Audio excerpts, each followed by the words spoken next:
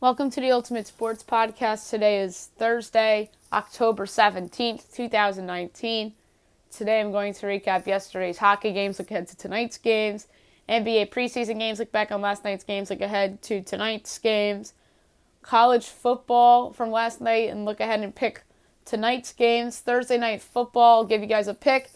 I'm going to close it out before Best Bet with my pick for Game 4 of the ALCS between the Yankees and the Astros. Okay, we're going to start with hockey because I just want to close with the better. So I want to change it up a little bit on the podcast. Penguins over the Avs, 3-2 in overtime. Good win for Pittsburgh. Overtime winner scored by Brandon TNF. Pittsburgh's 5-2-0. Colorado's 5-0-1, so the first loss of the year for the Avalanche. Tanev was the number 1 star, the overtime winner. Number 2 started the game with a goal and assist. Sidney Crosby, number 3 started the game with a goal. Nathan McKinnon. Capitals over the Maple Leafs 4-3. A good win for Washington. They're 4-2-2. Toronto's 4-3-1. Number 1 started the game with a goal and 2 assists. John Carlson, number 2 started the game with a goal and assist. Nicholas Backstrom, number 3 started the game with a goal and 2 assists. Kasperi Kapanen. Blue Jackets over the Stars 3-2. Columbus is doesn't even say the record, which is weird. Let's see. Columbus on the season is, I believe, 2-4-1. Columbus now in the year is 3-3, and then Dallas drops to 1-6-1. Yikes. Number 1 star of the game with 30 saves on 32 shots, Jonas Korpisalo. Number 2 started the game with a goal, Alex Wenberg. Number 3 started the game with a goal, Sonny Milano. Oilers over the Flyers 6-3. A good win for the Oilers on national TV. They are 6-1. Phillies 2-2-1. Number 1 started the game with a goal and 4 assists, Connor McDavid. Number 2 started the game with 49 saves on 52 shots, Mikko Koskinen. Number 3 started the game with 2 goals and an assist, Leon Draisaitl. Ducks over the Sabres 5-2. The Ducks are 5-2, and Buffalo's 5-1-1. So the first regulation loss of the year for the Sabres. Number 1 started the game with 2 goals, Adam Henrique. Number 2 started the game with a goal and 2 assists, Jacob Silfverberg. Number 3 started the game with a goal and assist, Ricard Raquel. Sharks over the Hurricanes 5-2. A good win for San Jose. They're 3-4. Carolina 6-2. Number 1 started the game with a hat trick and an assist, Evander Kane. Number 2 started the game with 36 saves on 38 shots, Martin Jones. Number 3 started the game with the goal, Barclay Goodrow. Tonight's game, 7 o'clock, NBCSN. You have the Rangers at the Devils. The Devils looking for their first win of the year. The Rangers have not played since Saturday. It should be Henrik Lundqvist against Corey Schneider in the game. The Devils absolutely have to have this game. It's fair to say it's a must-win game for them, or else you never know. It could be a coaching change if they lose this game. I'll never forget they had a big lead on the Winnipeg Jets, and this led to a 6-game losing streak to start the season. I think New Jersey gets it done tonight at home against their arch rivals. The Capo Caco Jack Hughes player rivalry will get underway in a great fashion. I think New Jersey wins this game by a score of 4-3, and I think both players will show up for their respective teams. So give me the Devils to get an important home win tonight. And by the way, on the call, Kenny Albert, Mike Milbury, and Pierre Maguire. Lightning at the Bruins is also a good game. Wild at the Canadiens. 8 o'clock, Canucks at the Blues. Islanders at the Jets. 9 o'clock, Red Wings at the Flames. 10 o'clock, Predators at the Coyotes. Senators at the Golden Knights. And 10:30, the Sabres at the Kings. NBA preseason. Some results from yesterday. The Pistons defeat the Hornets 116-110. Langston Galloway had 18 for Detroit off the bench. Christian Wood had 12. And now the starters, Markieff Morris and Andre Drummond, each had 17. And Tim Frazier had 15. Meanwhile, for Charlotte, P.J. Washington and Cody Zeller each had 12. Devontae Graham had 13. Off the bench, Colton Simmons had 12. Malik Monk had 18. And also with 12 points, Caleb Martin. Spurs over the Rockets, 128-114. James Harden had 40 in defeat, and Russell Westbrook had 14. Off the bench, Austin Rivers only had 4. Eric Gordon had 14, but McLemore had 10. Meanwhile, on the winning side for the Spurs, LaMarcus Aldridge had 22.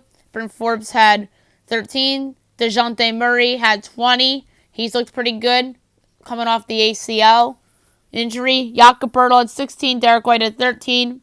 And Marco Bellinelli had 15. And those 3 players obviously came off the bench. Hawks over the Knicks, 196.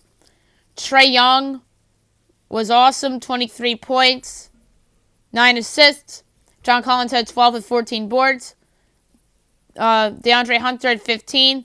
Off the bench, Jabari Parker had 12. Vince Carter had 17 with 5 3-pointers.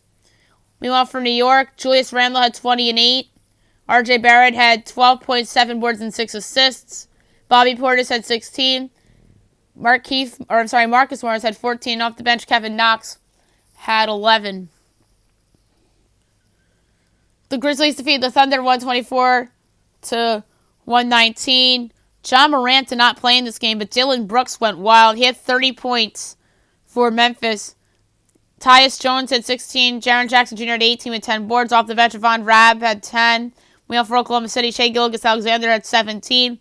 Steven Adams had 12 with 9 boards. Danilo Gallinari had 16 with 10 boards. Off the bench, Mike Muscala had 17. The Trailblazers defeated the Jazz 126-118. C.J. McCollum had 28 points.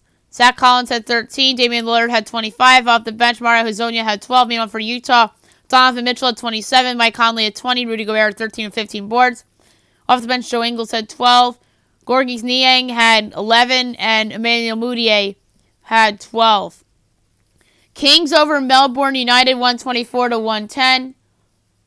Marvin Bagley had 30 for Sacramento.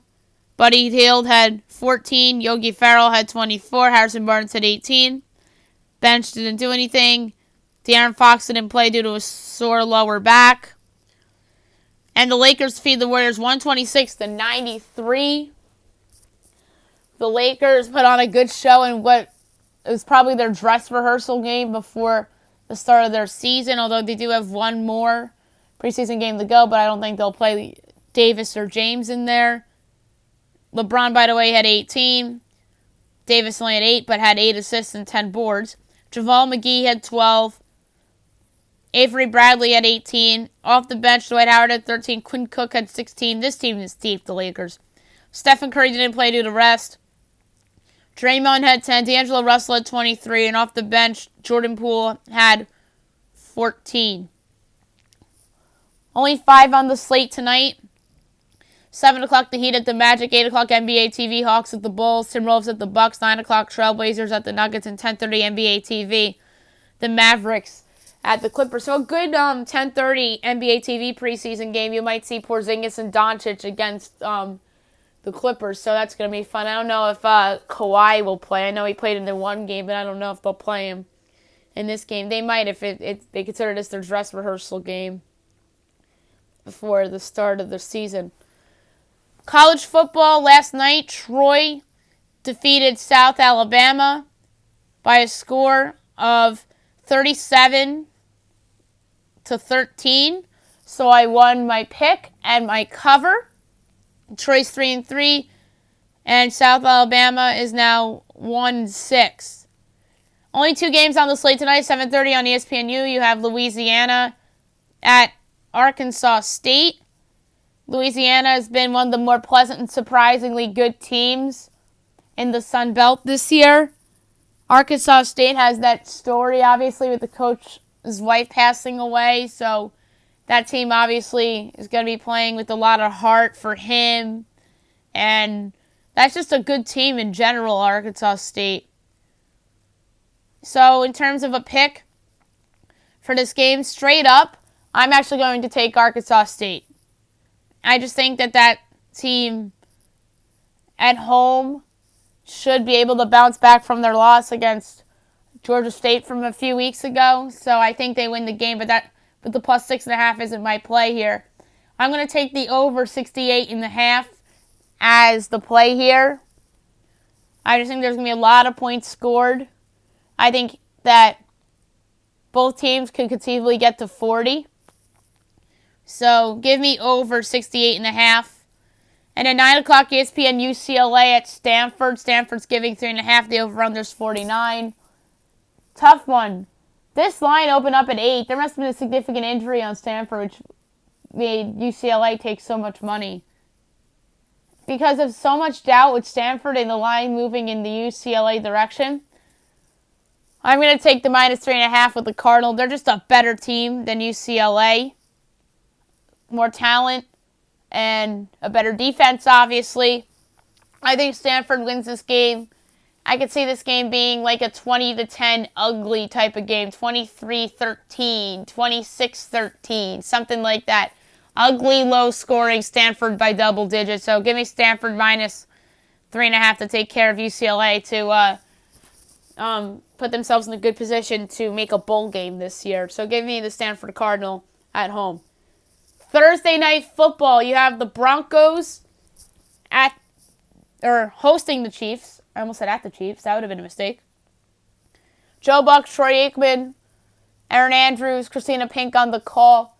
So Joe Buck obviously doing football instead of baseball, which kind of surprises me because the bigger game is clearly Yankees-Astros. Don't you think he'd rather be there than in Denver? No offense to the Broncos.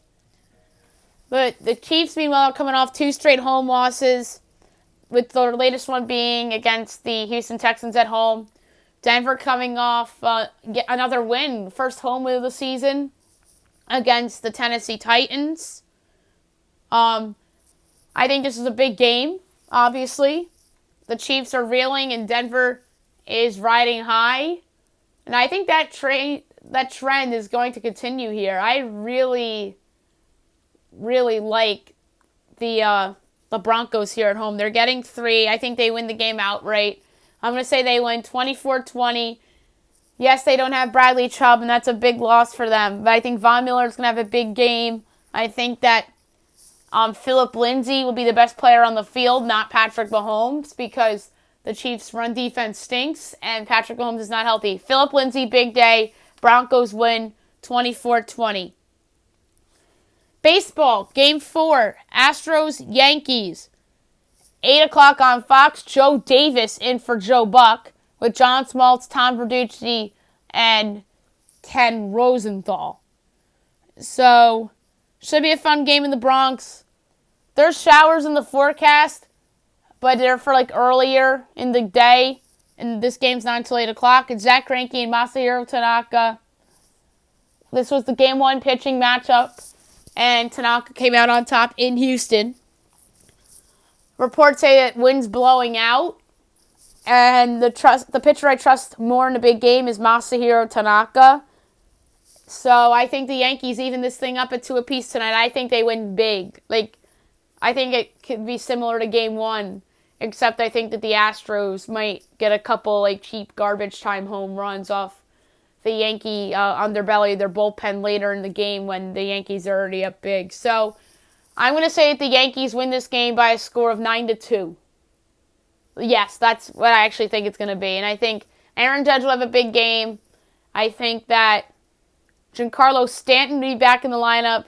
Gleyber Torres will have a big game. He homered off of Greinke in game number 1. And I think that the Yankees are going to go out there. They know they have to win this game or else they probably won't win the series. So give me the Yankees leaving this thing up at 2 apiece tonight at home against the Houston Astros. So there will at least be a Game 6. Best bet of the day brought to you by DraftKings. a nice little money line parlay for you. 93 center, Yankees, Canadians, Blues, Flames, Golden Knights. Thought about putting the Broncos in there, but I think that was being a little greedy. So I went with the Yankees and 4 hockey teams. About 7-1. My payout's going to be $7.46. That's it for the podcast today. I'll be back on tomorrow afternoon, recapping ALCS Game 4, the NBA, preseason, hockey, Thursday Night Football, college football. My picks for the rest of the weekend. I'm going to have Ryan Berger on this afternoon, hopefully to preview the NBA season a little bit with me. So that should be fun. And I hope you guys have a great day, everybody.